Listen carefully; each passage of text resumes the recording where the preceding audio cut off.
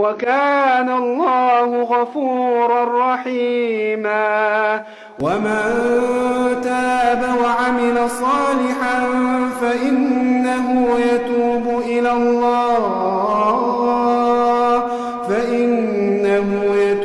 إلى الله متابا.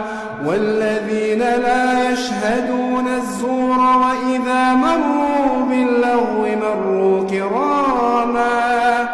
والذين إذا ذكروا بآيات ربهم